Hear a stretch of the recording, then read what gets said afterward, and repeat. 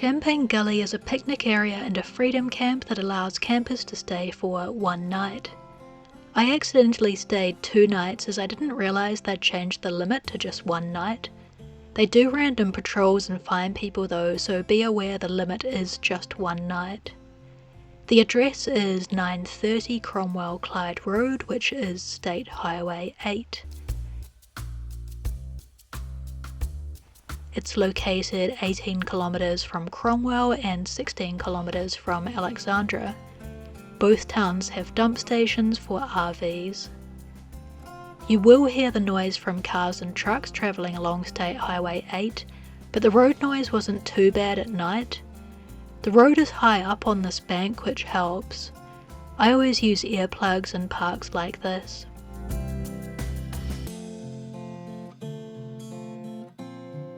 When I stayed at this park, there was no requirement to be certified self-contained. Campers are welcome to stay in tents, and you can use the public toilets provided at this park, so you don't have to have a toilet in your vehicle. Please be aware these rules can change at any time, and I have seen parks switch from not requiring certified self-containment to requiring it, so always check just before staying. Because this park allows non-certified self-contained campers and it does have flushing toilets, be aware it can get quite crowded, so you might have trouble finding space during summertime.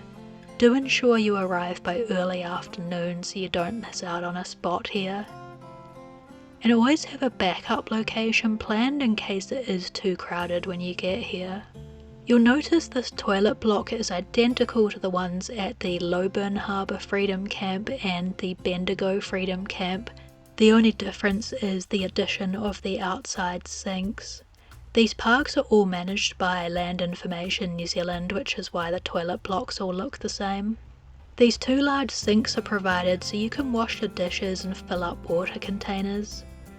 The push tap dispenses about 2 cups of cold water every time you push it, so you certainly wouldn't want to rely on this tap to fill up your whole RV water tank or you'd be there for a whole hour. Note this water is not treated.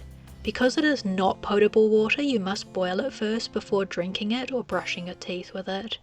Alternatively, bring water purification tablets.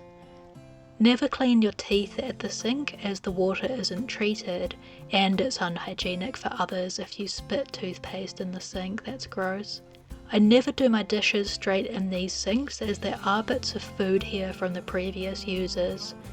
I use a flexible tub when I'm washing dishes and I heat my water first in my solar shower. If it's a cloudy day, I boil the water using my gas cooker. There's nothing on the sign that says that you can't swim here, and plenty of people do swim here. As with all parks in New Zealand, you're not allowed to clean your teeth or use soap or shampoo in the lakes and the rivers.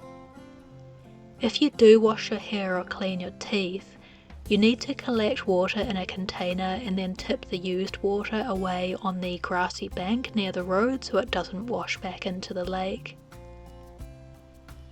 As with all campsites in New Zealand, noise is not permitted after 10 PM, so just don't play any music or make any noise after 10 PM.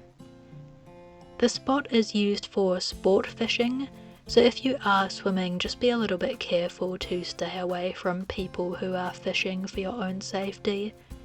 And also this location has a boat ramp that's very popular with boaters, so also be careful not to swim in the places that the boats are using, as that can be quite dangerous too. One great thing about this campsite is the nice trees to camp under to escape the hot summer sun. The downside is that this park has uneven ground. It's a bit sloped and there are indents everywhere, so you'll need levelling ramps for your RV. It might be difficult to find a good spot for a tent when it's crowded here. Everyone chooses the flat spaces first.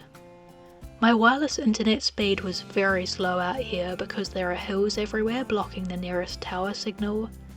I could watch YouTube videos, but they were fuzzy and slow to load due to the weak internet signal. You wouldn't be able to work from home and join in video conferences here with the slow internet. My Caravan stereo couldn't pick up any radio stations at all in this location. I did have phone reception, but it was weak and mostly just had the 1 or 2 bars. There are a couple of sandflies at this spot. I got bitten when I arrived here, but they don't bite if you keep moving. My caravan has fly screens on the windows and doors, so I used those to stop them coming into the caravan after that. Champagne Gully has Australasian crested grebes living there, which is wonderful to see as there are only 1,000 left in New Zealand. Overall, it was a great freedom camp to stay in. None of the campers caused any trouble or played any loud music, so it was just a nice relaxing camping experience. Happy camping, bye!